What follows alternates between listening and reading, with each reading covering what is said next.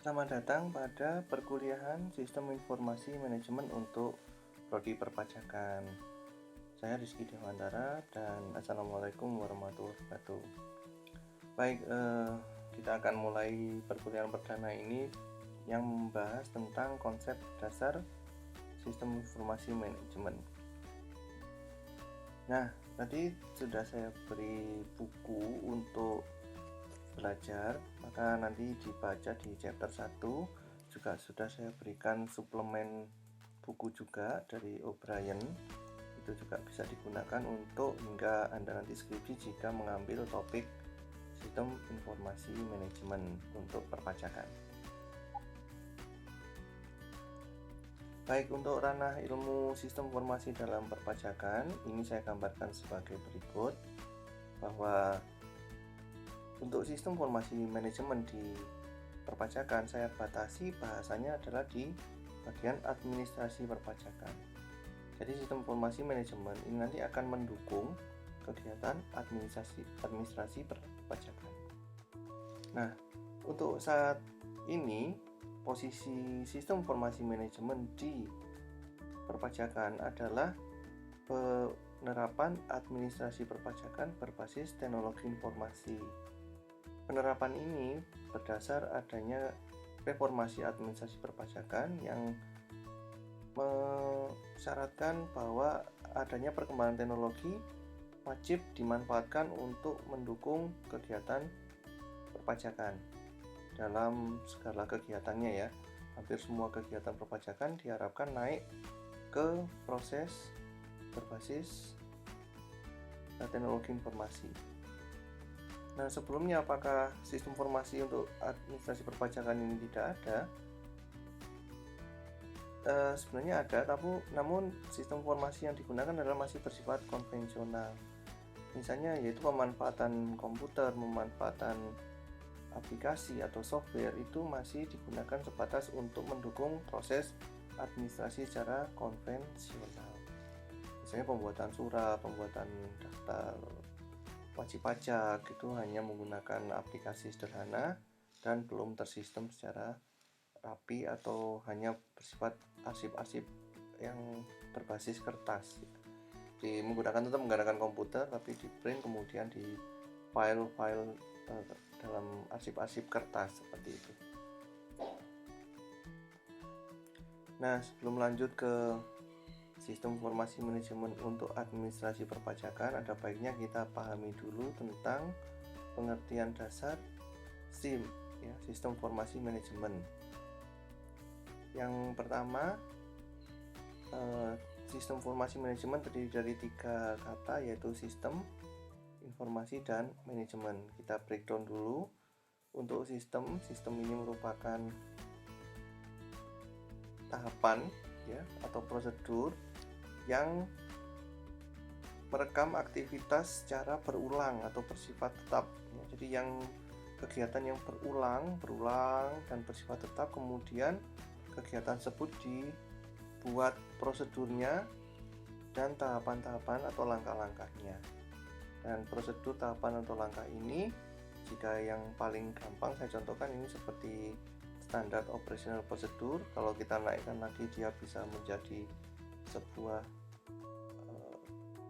undang-undang ya. Sebelum undang-undang itu bisa jadi keputusan wali kota, bisa menjadi keputusan menteri keuangan, keputusan Ditjen Pajak ya, atau sampai ke undang-undang ya, seperti itu. Selanjutnya informasi merupakan sekumpulan data yang diolah menjadi sesuatu yang berguna bagi penerimanya atau yang membutuhkan ya. Jadi informasi ini adalah sekumpulan data yang berguna, sekumpulan data yang diolah ya, diproses, kemudian dia menjadi bermanfaat atau berguna. Untuk informasi dan data nanti akan saya jelaskan di pertemuan berikutnya. Yang terakhir ini ada kata manajemen. Manajemen ini adalah merujuk pada aktivitas seseorang atau sekelompok orang ya. Kalau seseorang ini adalah biasanya disebut manajer yang mengatur aktivitas untuk mencapai tujuan yang ditetapkan secara efektif dan efisien. Nah, jika ini diterapkan pada organisasi, maka untuk mencapai tujuan organisasi perlu tindakan yang diatur, yaitu manajemen. Nah, silakan Anda bisa mulai ada gambaran dan mulai bisa membuat rangkaian definisi untuk sistem informasi manajemen. Ya, jadi jika saya membuat definisi, maka sistem informasi manajemen adalah seperangkat prosedur atau tahapan atau langkah-langkah yang memiliki kandungan informasi yang bermanfaat bagi orang yang membutuhkan dan diatur sedemikian rupa untuk mencapai tujuan secara efektif dan efisien. Nah, silakan Anda buat sendiri untuk pengertian SIM bagi Anda, silakan buat. Nah, ini adalah konsep dasar sistem informasi yang saya ambil dari bukunya O'Brien dan Marcus, yaitu bahwa sistem informasi ini terbagi menjadi 5 konsep, atau ini adalah kerangka sistem informasi terdiri dari 5 konsep. Konsep yang saya ambil dulu yang paling atas, yaitu tantangan manajemen. Nah, tantangan manajemen ini adalah ceritanya bahwa penerapan sistem informasi itu pasti memiliki tantangan dalam manajerialnya atau kegiatan manajemennya. Misalnya adanya penerimaan sistem yang baru ini tidak berjalan mulus, kemudian adanya reformasi administrasi perpajakan berbasis sistem informasi, berbasis teknologi informasi, ini mendapatkan penolakan. Ya, banyak yang tidak bisa, banyak yang tidak tahu, banyak yang enggan, ya seperti itu. Nah, ini merupakan tantangan manajemen. Kemudian turun ke kanan, ini information technologies atau teknologi informasi. Teknologi informasi ini yang akan banyak dibahas nantinya ya di administrasi perpajakan. Akan saya jelaskan di slide berikutnya. Kemudian turun lagi, ini adalah konsep dasar. Konsep dasar ini berisi tentang pengertian atau pemahaman konsep dasar dari sistem informasi, yaitu teori-teori yang berkembang, kemudian juga proyeksi penerapan sistem informasi di masa depan, dan seterusnya. Nah, yang berikutnya ini adalah development proses, yaitu proses pengembangan, bahwa sistem informasi ini akan selalu berkembang mengikuti perkembangan zaman. Dan di sini kalau kita adalah orang sosial, yaitu yang berkecimpung dalam bisnis atau profesional, maka perkembangan sistem informasi ini pasti akan mengikuti perkembangan masyarakat ya. Kemudian yang terakhir yaitu aplikasi bisnis. Di sini yang disebut dengan aplikasi bisnis dalam sistem informasi yaitu aplikasi-aplikasi yang berbasis sistem informasi, yaitu adanya data dan informasi. Baik, kita lanjutkan di sini ke area teknologi informasi. Nah, ini adalah area teknologi informasi.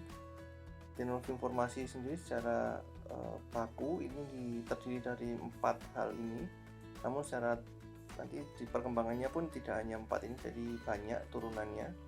Tapi yang perlu kita ketahui bahwa teknologi, kalau jika kita membahas teknologi informasi, itu kita membicarakan tentang hardware, software, kemudian jaringan atau network, dan sumber daya data. Ya, hardware ini perangkat keras seperti PC, kemudian printer, monitor, dan semua perangkat yang wujudnya nampak, ya, bisa dipegang, bisa disentuh, bisa dipindahkan. Sedangkan untuk software ini adalah yang tidak berwujud, atau mungkin wujudnya ya semacam flash disk, atau dulu ada keping CD ya.